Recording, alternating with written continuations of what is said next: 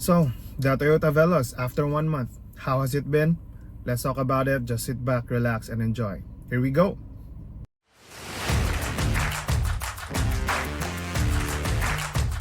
What's up, gentlemen and ladies? Welcome to another episode of Project Gentleman, where here we love to talk about the things that help us win in life. And today nga pag-uusapan natin, taga lang, lagay ko na tong kape ko saglit. Pag-uusapan natin, how has the Toyota Veloz been after 1 month? So I have talked so highly about this beautiful car, no, as many times in this channel. In fact, I have a playlist right here, puro Toyota Veloz content natin yan, purely discussing about the greatness of the Toyota Veloz and things you may not know about this car yet. So teka lang, baba ko lang din tong tilt and telescopic adjusting steering wheels ni Toyota Veloz. Yan. So yan kaagad, no? Appreciate kaagad natin yan, tilt and telescopic steering wheel. So going back, as we go along, learn about this car, enjoy this car. Indeed, it's not what I expected. I thought upon considering this car, doing my research, I really thought that this car would just be a regular people mover for us, helping us with our ever-evolving needs such as carrying more people, more things. But it turned out to be giving so much more value than I expected. So today we'll be going over putting emphasis on the things that I have really appreciated and loved about this car. I'll be mentioning some things that I haven't mentioned before yet on my past videos about this Toyota Veloz, and I'll be answering your questions and your comments as well, because that's something that I always really love to do for you guys. So thank you so much again for those who have been laying down their great comments and asking their questions as well. So without further ado, let's get into it. Okay, so first question from @RubenNong5. You've driven your Veloz for 800 plus kilometers. Do you have noticed or encounter major issues? How about the kilometer in city driving versus highway? So far guys, actually upon creating this video, nasa around 1,000 kilometers na tayo. And actually today, we're gonna be going to Toyota Service Center to have our very first PMS. So far wala pa pong major issues after 1 month. Next comment is from IM or LM_Pat. Sabi niya dito, this is definitely one of the best Veloz reviews we had. Wow, thank you so much for that. Thank you so much. Very detailed. Hope you can do an in-depth review of this soon, such as the fuel consumption, safety features, etc. So dahil malakas kayo sa akin, ito na yung video na yon. So pag-uusapan natin mamaya yung fuel consumption. But so far about the safety features, ito nga, there's one thing, alam nyo naman, there's really something that one of my top favorites about having this car. When you have access or you have the capability to get something or a car that has that safety features, I believe that's something that you should really grab the opportunity with, because we all know, ayan nga, hindi talaga nababayaran ng pera ang ating buhay at ating safety ng mga minamahal natin, diba? So in terms of the safety features, my favorite one is the pre-collision system, yung pinipigilan niyang hindi mabangga yung sasakyan natin pag mabilis yung takbo, and then na-detect ng ating Toyota Safety Sense yung parang may vehicle or obstruction or object ahead, pipigilan niya ng kusa yung sasakyan. That's my number one talaga favorite safety feature about this car. There are more, and I detailed all of the features that I could on one of our previous videos. So panoorin nyo na lang yung video natin na yun, things you may not know yet about the Toyota Veloz. So ito na nga about sa fuel consumption niya from @Michelle Tan. Kamusta po ang fuel consumption ng Veloz? And then nag-comment naman dito si @Kim Alforque. Sabi niya, superb ang fuel consumption, super tipid sa gas. Sabi niya ganon. So for me, flash ko na lang sa screen yung ating kilometers per liter average so far. Nag-range po tayo around mga 9 to 11 kilometers per liter. That's on my experience. That's me doing my best, and then that's also me mixture. Mostly talaga sa akin kasi sa amin, sa use case namin, city driving po talaga yung gamit namin with the Toyota Veloz. So far guys, yan nga yung favorite ko, safety features niya, yung 360 camera, all around, sobrang napaka-useful talaga. And then of course yung ating long sofa mode na na-enjoy talaga natin dun sa ating road trip. And hindi lang sa mga road trip guys, gamit na gamit talaga ang long sofa mode pag may nagkasakit, may mga times na need natin humiga. And then by the way, because of the capability na ma-fold talaga yung ating first row, sobrang tuwa ni Mrs. guys. Actually yesterday lang, when I was driving and she wanted to take a nap a little bit, yun yung maganda kay Toyota Veloz na parang nare-recline talaga. I think parang nasi-straight talaga yung ating upuan, kaya napaganda nung higa ng ating mga loved ones pagka nakasakay sila dito. So yan na muna so far. We need to go na sa Toyota Service Center guys for our scheduled PMS. Let's take this thing out for a drive and then so that I could continue to show you as well the things that I appreciate about this car. So tara guys, fasten your seat belts and let's go. So right away upon driving the car, no, pinakauna talaga na mapapansin mo or ma-appreciate mo or na-appreciate ko talaga kaagad is yung kanyang speed sensing door locks. Kasi may mga times talaga na tao tayo, diba? We forget sometimes to lock our doors. And you know, here in the Philippines, very dangerous most of the time. Yung mga kalsada natin dito, may mga masasamang loob. So at least during those times na lumalabas yung mga human errors natin, that's one layer of safety para sa atin and sa mga kasama natin, mga pamilya natin. So nga, going back nga, no, to the feel of what it feels driving the Veloz in terms of your NVH guys, or yun nga, yung parang how does it take the noise outside the surroundings. I will honestly say medyo nakapasok yung ingay sa labas.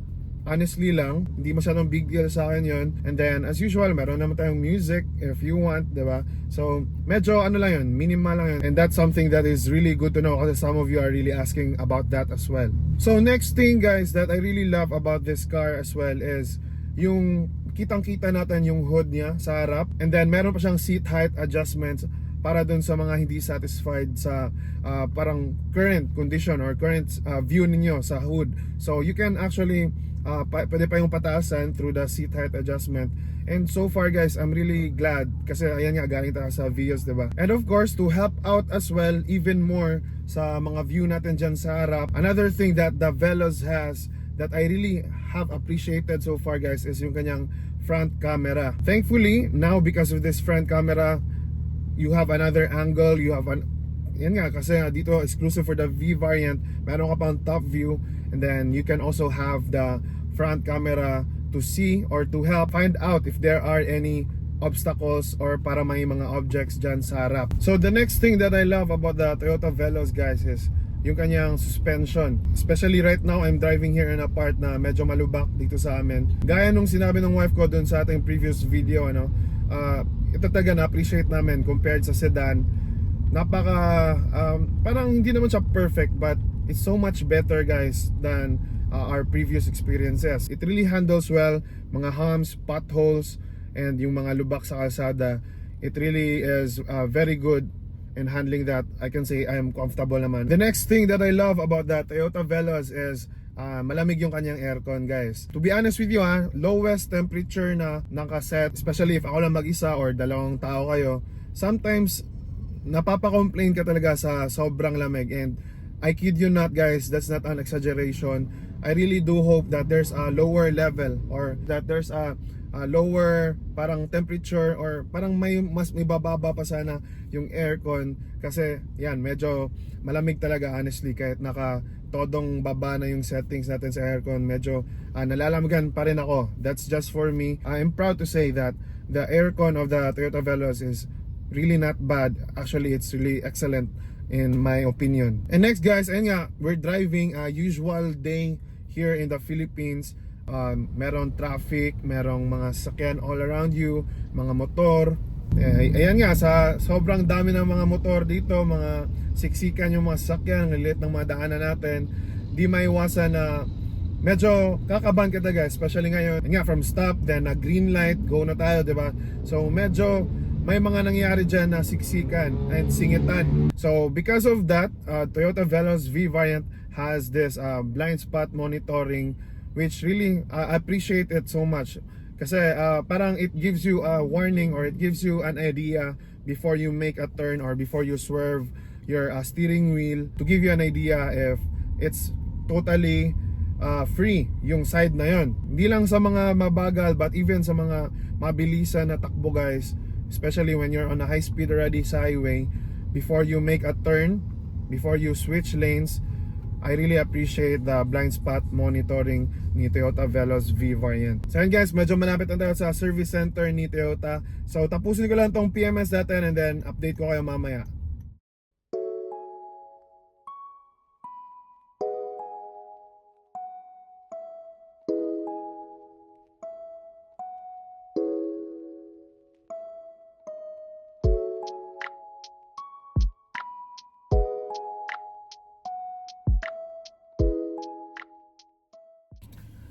Alright, so yan nga guys, no, pasensya na po kayo, medyo na busy na po tayo pagkatapos nung PMS natin. So ngayon na lang natin ipagpatuloy natin napakagandang discussion about this very wonderful car, Toyota Veloz nga, no. So upon the PMS guys, we have, so ayan, sana nakita nyo. Okay, so around, to be exact, 1,069 kilometers po tayo. So compared to our Toyota Vios guys, nung first PMS natin with that Toyota Vios, hindi po tayo nakapagbayad ng anything doon, as we have napag-usapan nga natin before nung lumang video natin, diba? First PMS with Toyota Vios, libre po yun, wala po tayong nabayaran. But this time with the Veloz, I'm sure it's pretty different with you know, iba't ibang dealership. So that's also something that you need to ask or confirm immediately pagkakuha nyo ng sasakyan about sa kanyang PMS. But for this one, I'm glad na ano naman, 1,000 pesos, so discounted yon. And usually kasi discount talaga yung binibigay ni Toyota, that's why it's quoted as free pero is actually discounted. So in my case, hindi masyadong malaki yung discount enough to be counted as free. So para sa akin, wala na tayong magagawa doon, but I'm sure sa ibang dealership or sa ibang deals nang kumuha rin ng Veloz, I'm sure may mga libre yan or mga malalaking discounts. So yan, wala, part talaga yan ng sasakyan eh. So that's a part of the maintenance, so you need to be ready for it as well. And I asked in advance kung magkano yung mga susunod, second, third, and mga sumusunod pa na PMS. So yan po yung gawin nyo guys, you need to always confirm that. So to continue on with the amazing things about this car guys, dahil nga sa kanyang hindi masyadong mataas na ground clearance, na decent talaga yung kanyang ground clearance guys eh. So because of that, you have the SUV look, and then you have the comfort, you have the enough tindig sa kalsada. Because hindi siya masyadong mataas, I really appreciate that it has very easy access to the you know, sa dito sa cabin mismo. Pagka yung mga elderly people natin guys, para sa akin lang, medyo hindi sila mahirapan talagang sumakay. So that's like a weakness turned into a strength para sa akin. Next guys, because the Toyota Veloz has a gasoline engine, sobrang tahimik niya guys. So most of the time, pagka dumarating tayo sa bahay, halos hindi talaga mamalaya ng mga kasama natin na dumarating na pala tayo sa bahay. And we know na sometimes that is one of the things sa ibang sasakyan, diba, na medyo maingay talaga pagka dumarating, umaalis. And that's kind of convenient, especially if you have kids. Tapos yung, unfortunately, yung situation natin is nasa tapat talaga ng bahay natin yung ating mga garahe, diba? So after 1 month, that's what we really appreciate. Ako pag natutulog, or yung ibang members ng family natin, yung miss natin, yung anak natin natutulog, now hindi talaga sila nadidisturbo pagka umalas tayo or dumadating sa ating mga tahanan. And then lastly guys, something that I really appreciate, kasi I'll be honest, napakalaking upgrade talaga ng sasakyan na to guys, honestly. Especially for those who know me already, napakahilig ko talaga sa mga technology. Yan, para saan medyo high-tech talagang sasakyan na to. So I really appreciate guys yung kanyang mga prompting dito sa display. Napaka-cool lang talaga, napaka-astig lang talaga to have a digital instrument cluster. Napaka high-tech yung pakiramdam, tapos marami pang lumalabas na mga notification, mga prompting. Ito guys, mga little things lang po ito that really adds value to this car or adds to my happiness about this car. Napaka-useful din pag yung kung aling door yung naka-open currently. I didn't experience that before. Ngayon ko lang na-experience yung ganyan. So napakasarap talaga sa feeling nun. Adds to the safety, and napakadali nating matunton kung aling door yung nakabukas, diba? I know that some of you can relate. Pagka may bukas na pintuan, diba, nag-a-alert yung sasakyan natin pagka tumatakbo. And during those moments, maghuhulaan pa kayo kung kaninong pintuan yung nakabukas.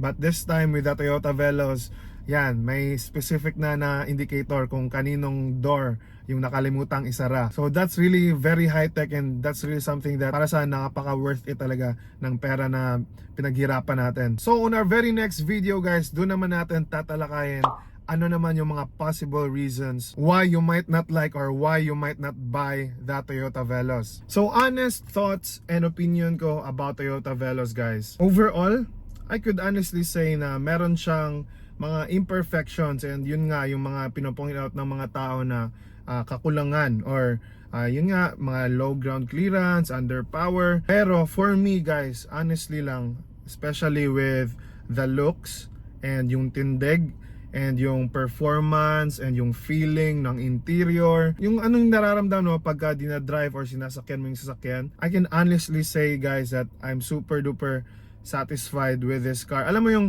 parang may pangarap ka na kotse na someday I know that I've made it pagka ito na yung sasakyan ko. Alam mo yung ganung feeling, diba? So far guys, para sa akin, I can honestly say na isa si Veloz sa ganun na mga sasakyan. Para sa akin, mas naluluwagan ako sa pakiramdam ko dito pag sumasakay ako. Mas gusto ko rin yung orientation ng mga upuan dito sa Veloz. Gusto ko talaga yung nafo-fold flat, mas malaking space. For me, really the combination of the form factor, the interior, the tech, the looks, para sa akin, overall, satisfied talaga ako sa Toyota Veloz guys, and I'm really so happy with this car. If you're looking for that SUV looks and then maraming nasasakay, the Toyota Veloz is really a great car, and that is the reason why for me I can say that the Toyota Veloz is a perfect family car, at least for me so far as of this moment. So sana nakatulong tong video na to guys. Please grab your merch today.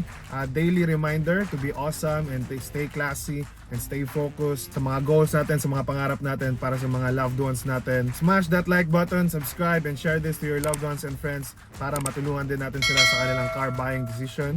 This has been Ronnie with Project Gentleman, reminding you that when we seek God first and make Him the King of our lives, when we receive Jesus Christ as our Lord and Savior every day, it's a winning day. We have all the wisdom, all the path, all the directions that we need in life. I can't wait to see you in this next video right here. So go ahead and watch it. Kita-kits tayo doon. Thank you for watching.